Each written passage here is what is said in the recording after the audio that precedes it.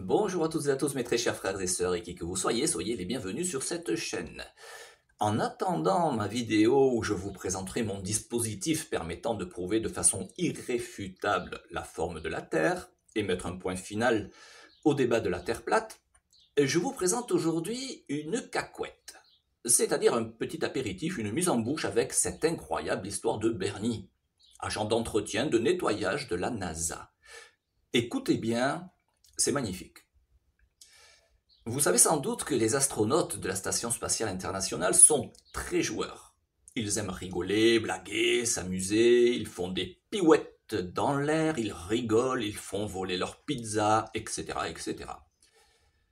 Nous sommes en 2018. Trois astronautes de la Station spatiale internationale, Anton Shkaplerov, Chris Hadfield et Scott Kelly, décident d'organiser un jeu, un concours. Celui qui parviendra à faire la chose la plus stupide, la plus débile dans la Station spatiale internationale. Et les voilà partis pour réfléchir pendant plusieurs jours. Le premier qui se lance est Chris Hadfield. Il va voir l'administrateur de la NASA, Charles Bolden, puisque la moindre chose qui doit se produire dans l'ISS, c'est préparé, millimétré, vous imaginez bien, et doit avoir l'aval de l'administrateur. Il lui dit « Bonjour patron, voilà patron, il y a quelque chose que j'ai vraiment envie de faire. J'aimerais remplir d'eau une gourde, puis la vider à l'intérieur de l'ISS. » Le directeur lui fait « Hein ? Mais pourquoi tu veux faire ça ? C'est débile. » Le mot est lâché. Débile. Comme vous pouvez l'imaginer, le cœur de Chris Hadfield se met à battre, il sent qu'il est sur la bonne voie. Il lui fait « Non, justement, je veux montrer aux gens comment on récupère de l'eau qui aurait été renversée dans l'ISS. Parce que vous savez, patron, comme c'est dangereux l'eau dans l'ISS. Elle reste en suspension dans l'air, en forme de bouboule. Et au milieu de l'électricité, de l'électronique, ça peut faire des dégâts terribles. » Mais c'est bien ça le problème, lui répond Charles. Si certaines de tes fameuses bouboules d'eau t'échappent, elles vont rester en suspension dans l'air et pourront à n'importe quel moment et n'importe quel endroit provoquer un court-circuit. Tu veux faire griller l'ISS ou quoi ? Non, j'utiliserai une super lingette absorbante plus pour tout récupérer, je te jure. Allez, s'il te plaît, dis oui, dis oui. Fais gaffe à toi, lui répond Charles, si tu fais griller l'ISS, que vous vous retrouvez sans lumière, dans le noir, par moins 120 degrés, sans chauffage à cause de ton expérience débile, nous, on vient pas vous chercher. Non, tout va bien se passer, je te jure patron, merci, merci, pas de bouboule qui s'échappe, pas de bouboule qui s'échappe. Il prépare son truc face à la caméra, décontracté de la moustache, même pas peur, et go. Et ce qui devait arriver arriva, ce crétin, le regard nonchalant et la moustache frisotante laissent échapper quantité de bouboules, voyez plutôt, qui pourront à n'importe quel moment provoquer un court-circuit ou des dégâts dans l'électronique. C'est débile. Mais c'était fait bien évidemment pour ça, en vue de gagner le concours. Ne perdez pas de vue cette réalité, sinon vous allez penser qu'ils sont vraiment débiles et vous n'allez rien comprendre. Les deux autres, quand ils voient ça, désespérés, ils se disent « On est mal ». Le petit moustachu d'entrée de jeu place la barre super haute. Il va donc falloir trouver un truc super. C'est le russe Anton Shkaplerov qui se lance. Il va voir l'administrateur de la NASA et lui dit « Voilà, patron, il y a quelque chose que j'ai vraiment envie de faire. J'aimerais emmener dans l'ISS un ballon de foot. » Hein ? Un quoi ? Un ballon de foot. Mais qu'est-ce que tu appelles un ballon de foot ? Ben, un ballon de foot pour jouer au foot.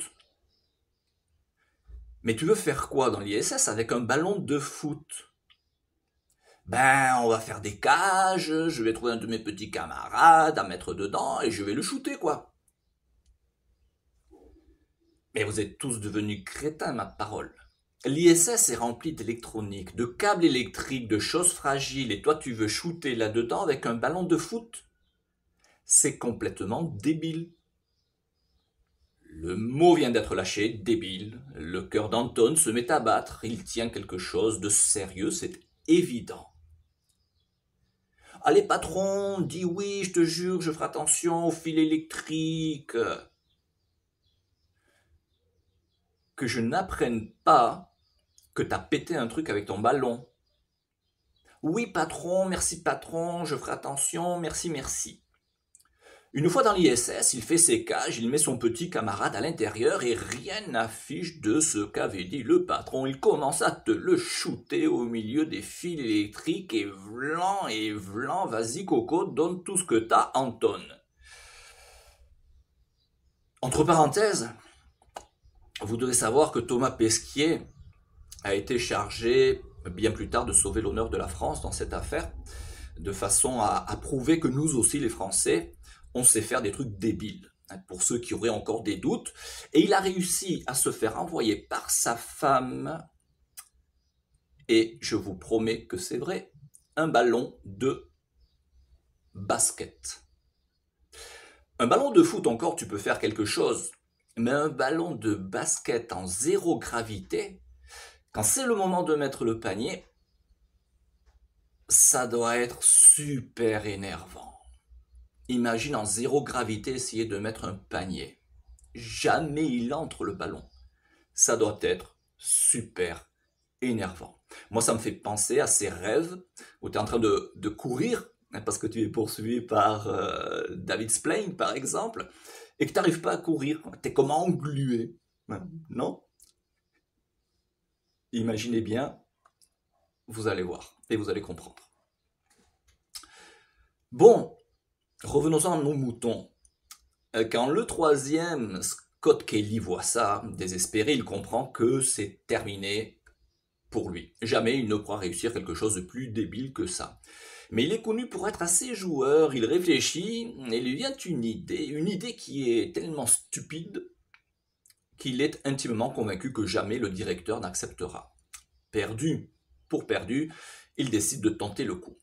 Bonjour patron, j'ai une petite chose à vous demander, voilà, je souhaiterais emmener un déguisement de gorille dans l'ISS. Hein? Mais qu'est-ce que tu veux faire avec un masque de gorille dans l'ISS?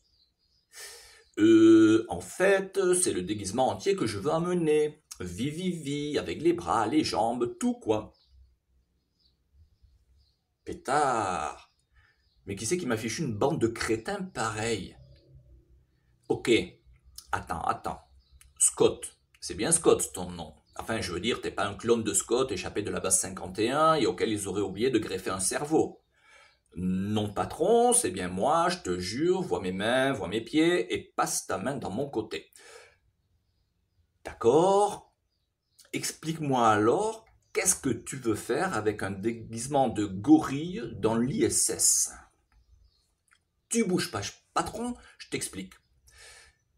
J'ai prévu de me mettre le déguisement, mais c'est pas tout. C'est pas tout, je vais me cacher. Je vais me cacher dans une caisse en carton et le premier de mes petits camarades qui passe à proximité, je sors de la caisse en carton et je lui cours après, déguisé en gorille.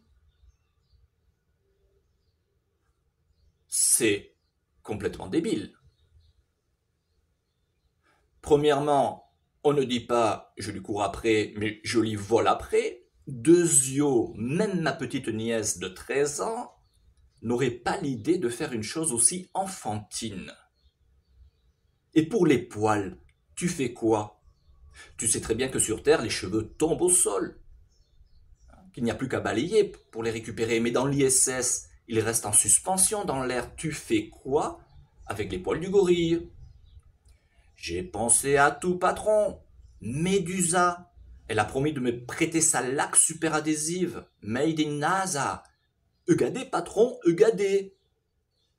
On dirait qu'elle a mis le doigt dans la prise. Ça tient comme du béton. Tout bouge ensemble. C'est comme un casque. que je n'apprenne pas qu'il y a des poils en suspension partout dans l'ISS où tu vas avoir des problèmes. Tu en es conscient?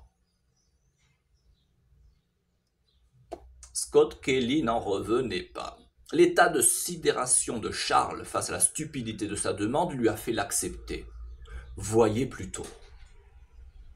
Oh mon Dieu, il y a un gorilleux dans l'ISSE, il y a un gorilleux dans l'ISSE qui me vole après.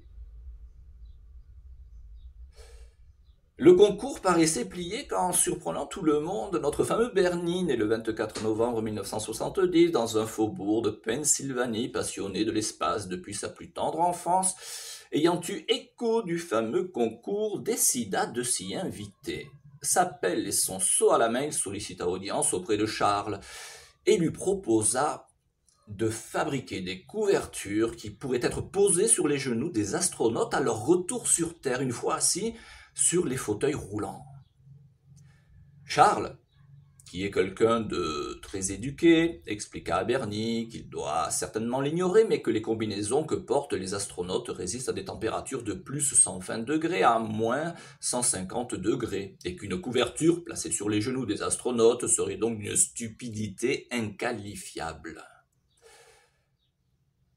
Est-ce que vous parvenez, chers amis, à vous imaginer le degré d'émotion de notre Bernie local? Charles vient à l'instant de parler d'une stupidité inqualifiable, le saint Graal de la stupidité.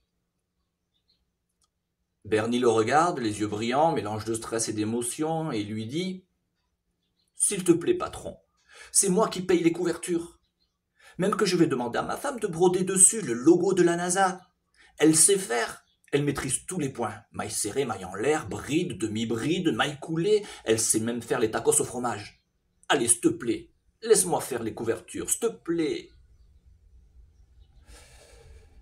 Et voilà comment notre cher Bernie, simple employé d'entretien, remporta contre toute attente cet incroyable concours organisé secrètement dans les coulisses de l'ISS et de la NASA, posant, voyez plutôt, une couverture doudou sur les genoux des astronautes portant des combinaisons résistant à plus de 120 degrés Celsius afin de leur réchauffer les gambettes.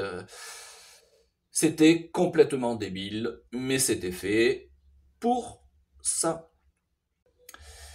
Voilà donc pourquoi je me suis intéressé au sujet de la Terre plate, parce que si les deux seules catégories de personnes à avoir franchi l'atmosphère terrestre et à avoir pris suffisamment de hauteur pour nous confirmer que la Terre est vraiment sphérique sont, premièrement, ces trois bonhommes qui auraient marché sur la Lune et qui ressemblent plus à des gosses qui viennent de se faire choper en train de piquer le chocolat, plutôt qu'à trois personnes qui viennent de réussir le plus gros exploit de l'histoire de l'humanité.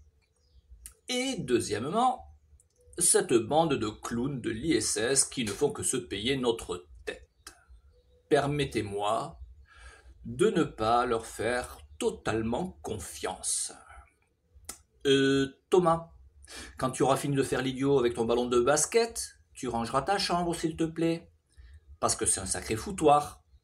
C'est l'ISS ici, un laboratoire pour scientifiques de haut niveau. Je serai attentif à tous vos commentaires et vibrerai à chacun de vos likes. Prenez soin de vous et à très bientôt pour la présentation de mon dispositif qui mettra un point final à la polémique de la Terre plate, comme expliqué dans ma vidéo intitulée « Des nouvelles incroyables ».